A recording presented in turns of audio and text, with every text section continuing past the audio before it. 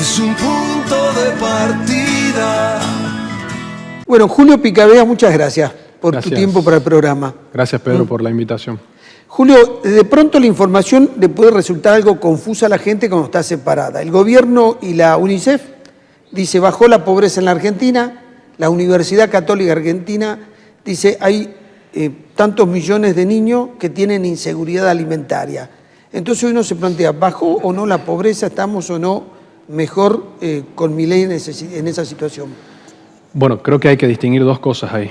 Por un lado, la medición estadística y, por otro lado, el problema de pobreza estructural de la Argentina.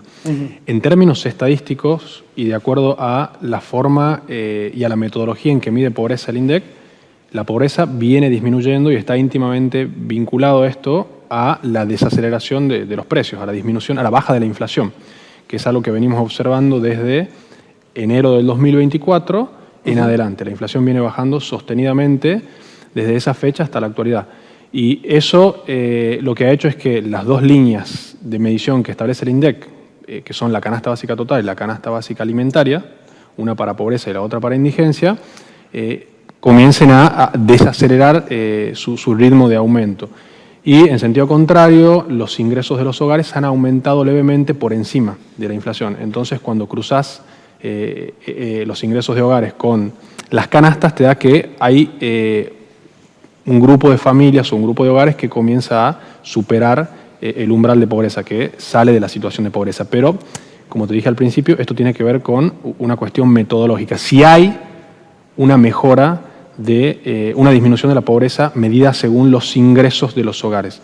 Ahora, como te mencioné al principio, cuando hablamos de pobreza estructural, y lo hemos charlado varias veces, el problema de la pobreza es un problema que la Argentina arrastra desde hace muchas décadas.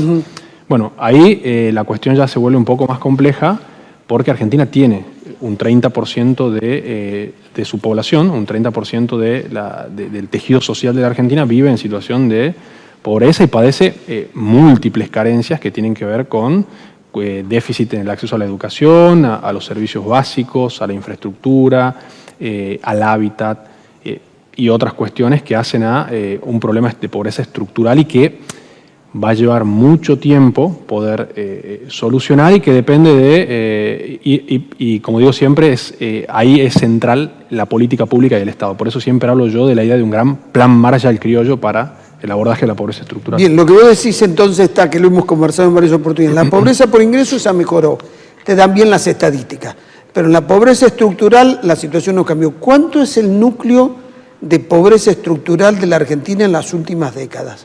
Bueno, se estima 25%. 25%. Cuando vos tomás el periodo 1990 hasta el 2025, hasta la actualidad, Argentina nunca perforó el piso de ese 25% de pobreza que se considera que es como el núcleo duro de pobreza en la Argentina. Ahora, es interesante cuando vos le planteás a la gente y necesitamos un plan Marshall, hacer un esfuerzo, porque cuando vos observás los hijos de los padres que no terminaron la primaria, el 85% son pobres. En cambio, los hijos de los padres que no terminaron la secundaria, pero sí la primaria, ahí te baja la pobreza al 25%. Exactamente. Bueno, y ahí vos lo estás mencionando muy bien, eso te da la pauta de que hay que invertir en educación en los hogares.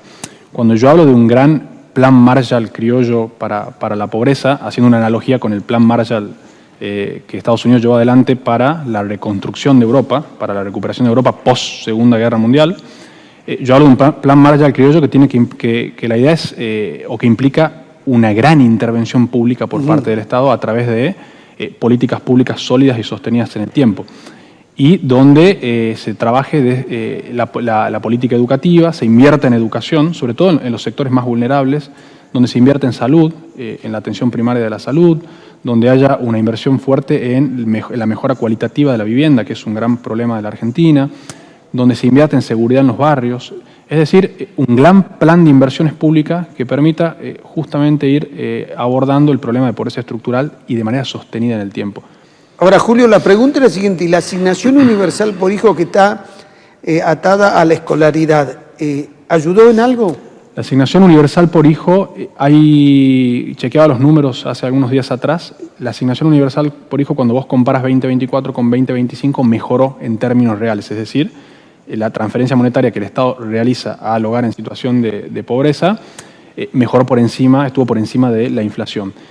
La asignación universal por hijo, así como todo lo que forma parte del sistema de protección social de la Argentina, es fundamental para la contención social, para evitar un crecimiento de la situación del nivel de pobreza en la Argentina.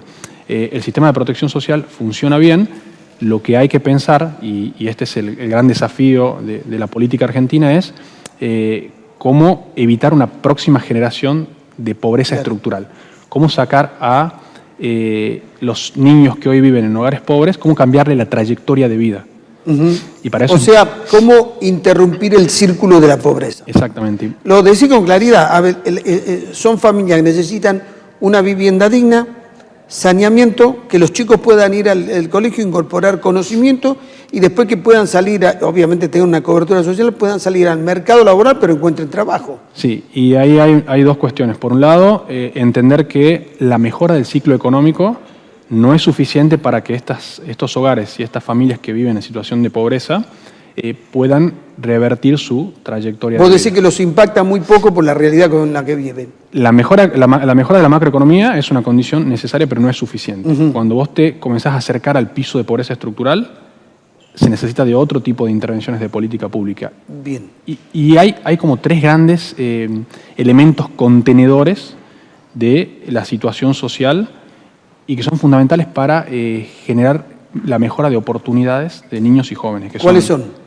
El barrio, la familia y la escuela. Son los tres elementos sobre los cuales el Estado debe trabajar e invertir, porque son los que van a permitir que niños y jóvenes puedan revertir su trayectoria y salir de la situación de pobreza.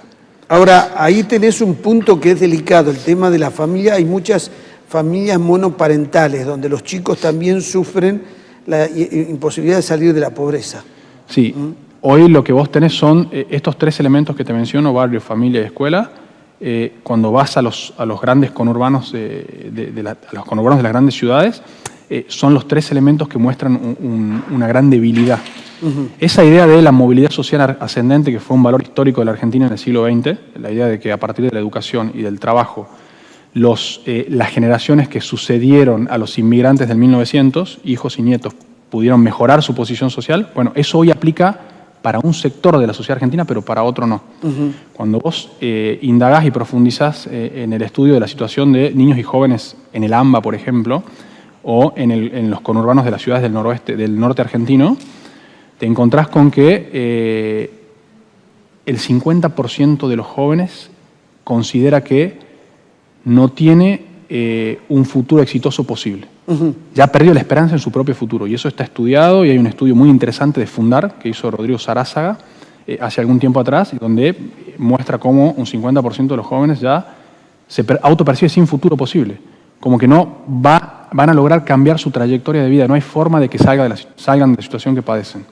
Entonces creo que es fundamental pensar en una especie de estrategia de gran intervención pública, un plan Marshall criollo, y que aborde fundamentalmente la educación, la salud pública, la inversión en barrios, trabajar con las familias y pensar en una estrategia así integral y sostenida en el tiempo para evitar una próxima generación de pobres estructurales. Bien. Julio, muchas gracias. Gracias, Pedro. Ya volvemos. Es un punto de partida.